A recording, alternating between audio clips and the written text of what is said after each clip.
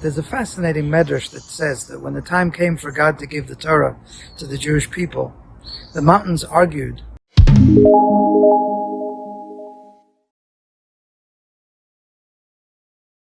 The mountains argued, each one claiming that the Torah should be given on it.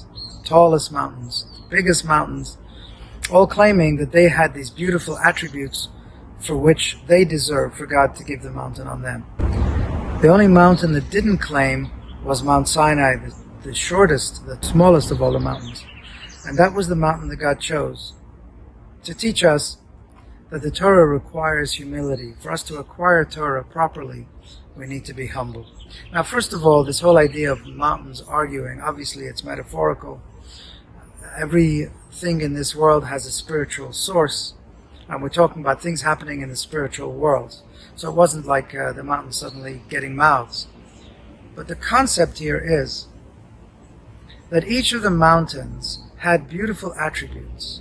One was very tall and majestic, and the other one, etc. And each one felt that they had the proper qualities for God to give the Torah on them, in order to somehow represent the majesty of the Torah, the greatness of the Torah, etc.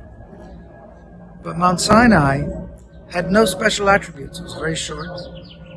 And therefore, Hashem chose that to show that it's not the attributes of the mountain that caused the Torah to be given on it, it was the humility.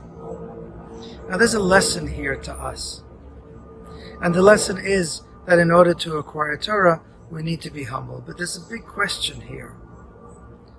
If God wanted to teach us humility, why didn't He give the Torah in a valley or on a flat place?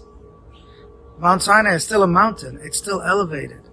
If we're trying to teach not to be arrogant, then give the Torah on a flat area or even in a valley. And the answer the Chassidus gives is we have to have both. We have to have a certain amount of strength and a certain amount of a feeling of pride. There's a major difference between pride and arrogance. Arrogance says, look at me, look what I have accomplished. Pride is pride in the ability for me to accomplish something. I want to talk about that a little bit because this is very important in terms of the balance between self-esteem and arrogance. It's very important for a person to have a healthy sense of self-esteem. Because what would happen if a person feels absolutely humble, like I am nothing? In fact, Rashi says that the Torah was given in the desert and on the lowest mountain to tell us that a person should feel like a desert that everybody tramples on. But not completely. Because if a person feels like I'm nothing, then it means I have nothing to accomplish. I can't do anything. It's a waste of time for me to try. Rather, a person has to have a certain amount of inner strength and faith in our capabilities. So how do you do both? You have faith in my capabilities, I have a feeling of strength, I have self-esteem, but not to be arrogant. And the answer is that we recognize that all of our capabilities are given to us by God. And we can never say that we're using all of our capabilities properly. We can always do more.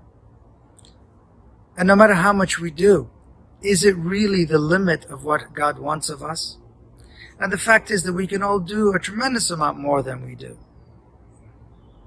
And we always have to remember that. But at the same time, we have to remember the strength that God has given us. Yes, God-given strength, God-given abilities.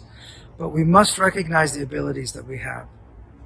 Each one of us has been created for a purpose. That means that God has put each of us in the world because of our own special qualities and capabilities. That means that I can do something in this world that nobody else in the world can do. And you can do something in this world that nobody else in the world can do. Each of us has our own unique abilities. And that's something to be very proud of. That's something to be recognized and to feel strong about.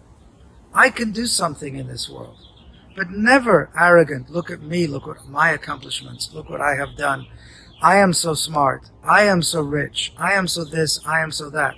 It's not. It's God has given me these capabilities in order for me to make the world a better place, to fulfill my mission on earth, to bring godliness into the world, to elevate the world, to connect the physical and the spiritual, to do a favor for another person. If I feel like I can't accomplish anything, like I'm nothing, then I'm not going to help. I'm not going to do anything for anybody. I'm just going to sit in my hole and I can't do anything.